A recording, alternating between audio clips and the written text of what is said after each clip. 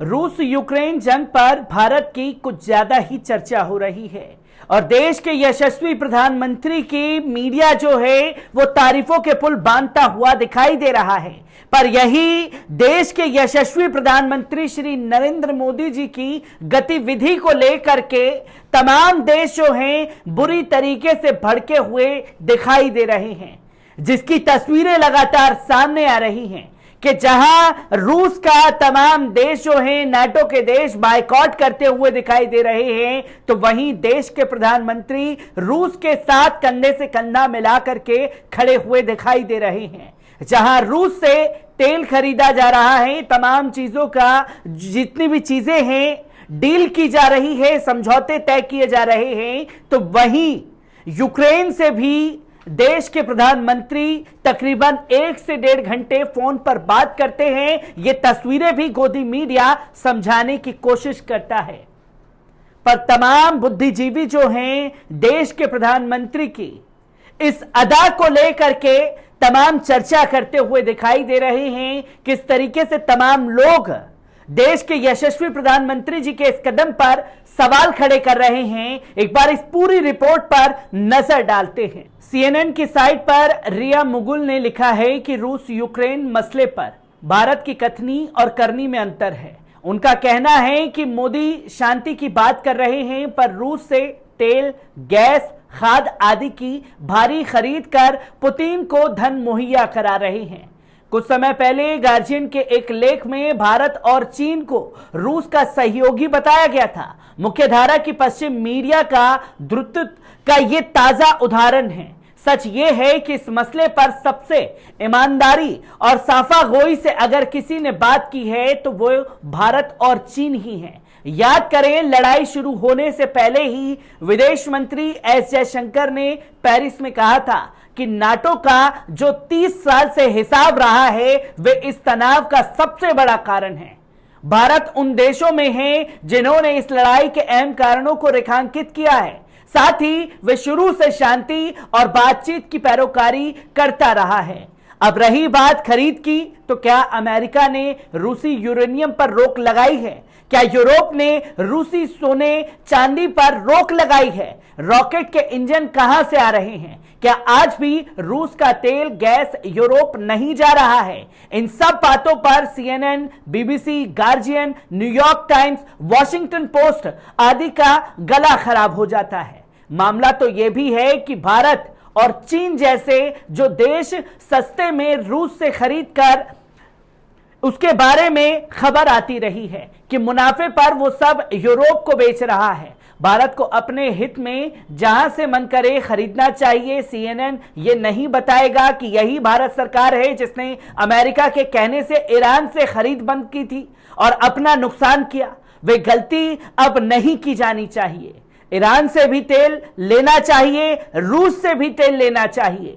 भारत तो वेनेजुएला से भी तेल खरीदता रहा है। इसमें बस एक शिकायत यह है कि निजी कंपनियों ने भारी मुनाफा रिपोर्ट के अनुसार 35,000 करोड़ से अधिक बनाया है। सरकारी कंपनियों के सामने संकट है। सरकार बेल आउट करने जा रही है तथा आम उपभोक्ता को सस्ते खरीद का फायदा नहीं मिला है।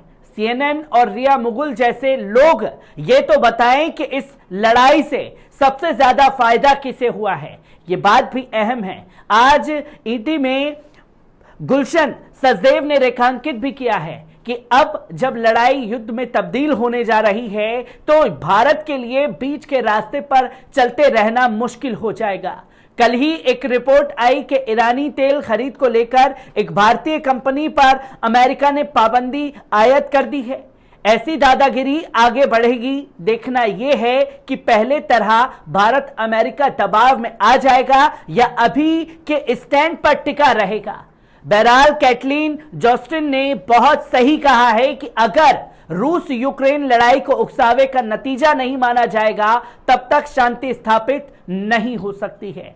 अमेरिका और यूरोप के बड़े बड़े विद्वानों वह राजनेता कहते रहे हैं कि रूस के साथ अमेरिका और नाटो को तमीज से पेश आना चाहिए। भारत मानता है कि 3 दशकों की पश्चिम की नीतियों ने रूस को उकसाया है। अमेरिका और पश्चिम को भू राजनीतिक आसमान पर लिखी इबारत को अब तो पढ़ा ही लेना चाहिए। दुनिया बदल रही है। इससे पहले आपको बता दें कि प्रधानमंत्री श्री नरेंद्र मोदी जी ने मंगलवार को यूक्रेन के राष्ट्रपति व्लादिमीर जेलेंस्की से टेलीफोन पर बातचीत की और इस बात पर बल दिया कि यूक्रेन संकट का कोई सैन्य समाधान नहीं हो सकता। उन्होंने रेखांकित भी किया कि परमाणु प्रतिष्ठानों को खतरे में डालने के दूरगामी और विनाशकारी प्रभाव हो सकते हैं। प्रधानमंत्री कार्यालय की ओर से जारी एक बयान में कहा गया कि मोदी और जेलेंस्की ने यूक्रेन में जारी युद्ध पर बातचीत की और इस दौरान एक बार फिर दोहराया कि वार्ता और कूटनीति के जरिए ही इसका समाधान निकल सकता है। पीएमओ ने कहा कि प्रधानमंत्री श्री नरेंद्र मोदी जी ने इस लड़ाई को शीघ्र समाप्त करने और वार्ता व कूटनीति के मार्ग पर आगे बढ़ने की आवश्यकता के अपने आह्वान को दोहराया है। प्रधानमंत्री मोदी ने इस बात पर दृढ़ विश्वास जताया कि इस संघर्ष का कोई सैन्य समाधान नहीं हो सकता। उन्होंने यह भी कहा कि किसी भी प्रकार के शांति प्रयासों में योगदान देने के लिए भारत तैयार है। मोदी ने इस दौरान संयुक्त राष्ट्र चार्टर, अंतर्राष्ट्रीय कानूनों और सभी देशों की क्षेत्रीय एकता व सार्वभौमिकता का सम्मान करने के महत्व को एक बार फिर दोहराया। बातचीत के दौरान मोदी ने यूक्रेन सहित अन्य परमाणु प्रतिष्ठानों की सुरक्षा पर भी जोर दिया। उन्होंने साफ तौर पर कहा कि परमाणु प्रतिष्ठानों को खतरे में डालने के जन स्वास्थ्य परिणाम पर दूरगामी और विनाशकारी प्रभाव हो सकते हैं। ज्ञात हो कि जापोरिजिया परमाणु ऊर्जा संयंत्र यूक्रेन में रूस के हमले में सबसे चिंताजनक टकराव वाले बिंदुओं में से एक के रूप में उभरा है। यह संघर्ष में क्षतिग्रस्त हो गया है, जिसको लेकर अंतर्राष्ट्रीय स्तर पर चिंता जताई गई थी। रूस और यूक्रेन के इस संयंत्र पर हमले के लिए एक दूसरे को जिम्मेदार ठहराया है। यह यूरोप का सबसे बड़ा परमाणु ऊर्जा संयंत्र है। रूस के राष्ट्रपति व्लादिमीर पुतिन ने गत शुक्रवार को यूक्रेन के लुहांस्क, दोनेत्स्क, खेरसोन और जापोरिजिया क्षेत्र के रूस में विलय का दावा किया था। प्रधानमंत्री मोदी ने रूसी राष्ट्रपति पुतिन से पिछले दिनों हुई बातचीत में यूक्रेन में संघर्ष को जल्द समाप्त करने पर जोर देते हुए कहा था कि आज का युग युद्ध का नहीं है। फरवरी में यूक्रेन में युद्ध शुरू होने के बाद से दोनों नेताओं के बीच पहली बार आमने सामने मुलाकात भी हुई। समरकंद में शंघाई सहयोग संगठन के वार्षिक शिखर सम्मेलन के इतर एक द्विपक्षीय बैठक में मोदी ने यूक्रेन में अस्थिरता को जल्द से जल्द समाप्त करने का ऐलान किया था। लोकतंत्र, संवाद और कूटनीति के महत्व रेखांकित को भी किया था। इस दौरान पुतिन ने मोदी से कहा, मैं यूक्रेन में संघर्ष पर आपका रुख जानता हूं। मैं आपकी चिंताओं से अवगत हूं, जिनके बारे में आप बार बार बताते रहते हैं। हम इसे जल्द से जल्द रोकने के लिए हर संभव कोशिश कर रहे हैं। दुर्भाग्यपूर्ण रूप से विरोधी पक्ष यूक्रेन के नेतृत्व ने वार्ता प्रक्रिया छोड़ने का ऐलान किया और कहा कि वह सैन्य माध्यमों से यानी युद्ध क्षेत्र में अपना लक्ष्य हासिल करना चाहता है। फिर भी वहां जो भी हो रहा है, हम आपको उस बारे में सूचित करते रहेंगे। बहरहाल जेलेंस्की और मोदी ने द्विपक्षीय सहयोगी से जुड़े महत्वपूर्ण मुद्दों पर भी चर्चा की। दोनों नेताओं के बीच पिछले साल नवंबर में ग्लासगो और द्विपक्षीय वार्ता हुई थी। इसी के साथ आपको बता दें कि रूसी राष्ट्रपति कार्यालय क्रेमलिन का कहना है कि उसकी सेना हाल के दिनों में जिस इलाकों से हटी थी, उन्हें फिर से वापस लिया जाएगा। बुधवार को रूसी राष्ट्रपति व्लादिमीर पुतिन ने यूक्रेन से तोड़े गए 4 इलाकों को हमेशा के लिए रूस में मिलाने की कानूनी दस्तावेज पर दस्तखत कर दिए हैं। इस दौरान राष्ट्रपति कार्यालय के प्रवक्ता दिमित्री ने हाल में लगे सैन्य झटकों को फिर से जीत में बदलने का ऐलान किया।